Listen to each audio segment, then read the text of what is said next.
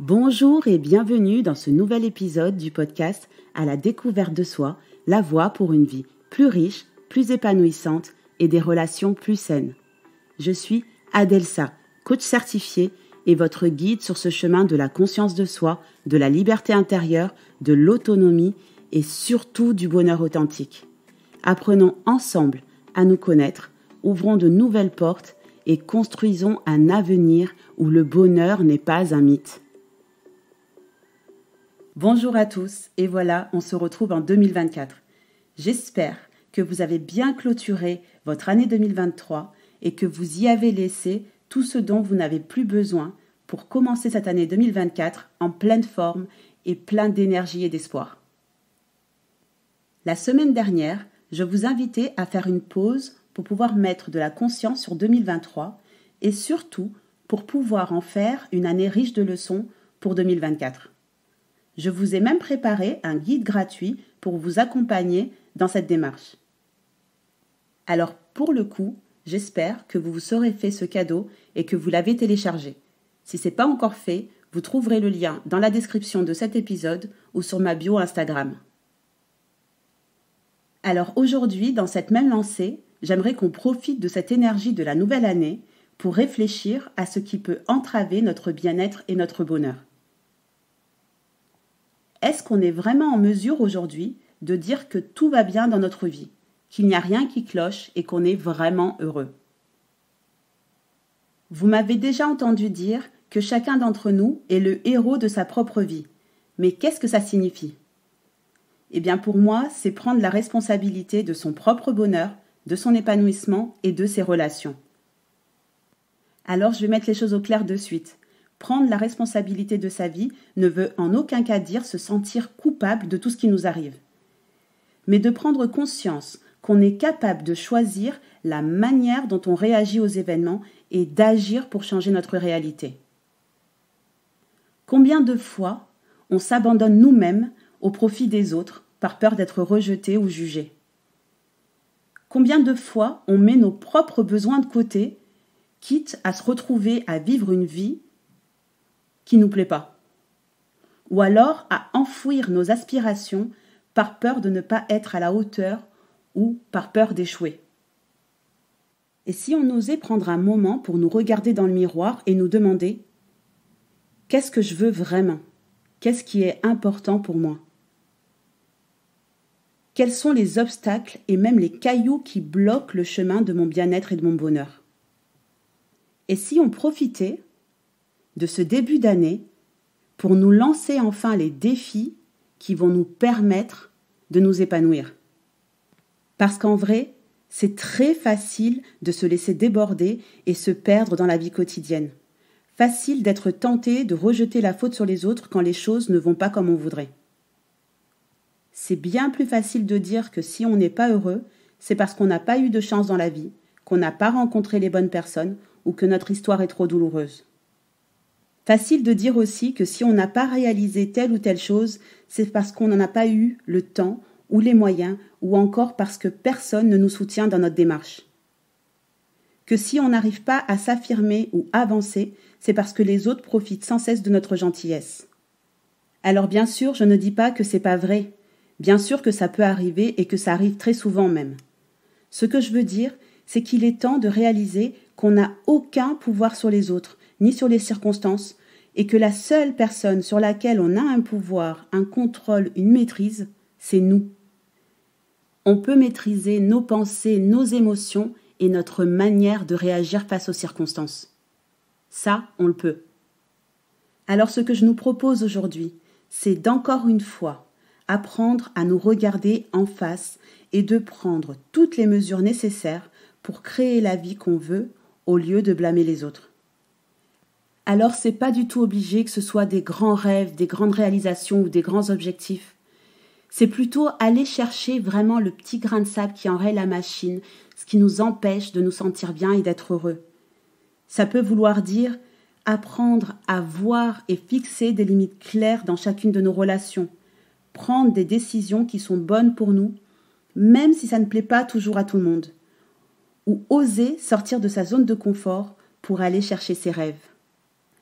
prendre la responsabilité de sa propre vie et accepter que chacun est le seul maître de son destin, c'est comprendre que chacune de nos décisions, de nos actions au quotidien a un impact direct sur notre vie et que c'est par là que commence le changement. Imaginons que vous vous sentiez mal dans votre travail actuel et que tous les matins vous avez la boule au ventre rien qu'à l'idée d'y aller. Alors je sais que vous allez me dire que parfois on est coincé et qu'on n'a pas le choix, que l'argent c'est le nerf de la guerre. Mais il n'empêche que vous restez le seul responsable de votre bonheur. Très souvent, on se sent coincé dans une situation, non pas parce qu'on n'a pas le choix, mais parce qu'on n'est pas prêt à faire des choix et surtout à assumer les conséquences de ces choix. Et le pire dans tout ça, c'est qu'en ne faisant pas de choix, en vrai, on en fait déjà un. Celui de ne rien changer, de rester là où l'on est, même si ça ne nous plaît pas. Alors oui, c'est un choix inconscient, mais il n'empêche que ça reste votre choix. Ce qui est douloureux ici, c'est que le choix est inconscient. Par contre, si vous mettez de la conscience sur la situation, il y a de grandes chances que votre vécu ne soit plus du tout le même. Si vraiment ce travail vous met dans cet état-là, qu'est-ce que vous pouvez faire pour changer les choses ? Ça peut être donner un sens à ce travail. Réaliser que pour le moment, vous n'êtes pas prêt pour prendre des risques et que c'est plus important pour vous de préserver votre sécurité financière et votre stabilité. Et ça, c'est totalement OK. Vous pouvez aussi vous dire que ce n'est qu'un temps et que ce travail vous offre la possibilité d'assurer cette stabilité tout en recherchant autre chose.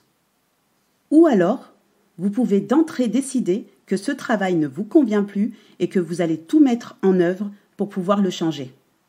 Peut-être que vous allez devoir apprendre à développer de nouvelles compétences, faire une formation, en ligne ou en présentiel, refaire votre CV et postuler à droite et à gauche. Et c'est pareil pour votre santé et même vos relations. Qu'est-ce que vous faites au quotidien pour préserver votre santé, pour être en forme ? Est-ce que la manière dont vous mangez, votre activité physique sont cohérents avec ce que vous voulez pour votre santé ? Est-ce que vous écoutez votre corps ? Est-ce que vous écoutez les désagréments et les douleurs que vous ressentez ? Est-ce que vous prenez le temps d'aller chez le médecin pour vous faire soigner ? De la même manière, quel type de relation vous voulez vivre, que ce soit amoureuse, familiale ou amicale ? Qu'est-ce que vous faites concrètement pour que ce soit le cas ?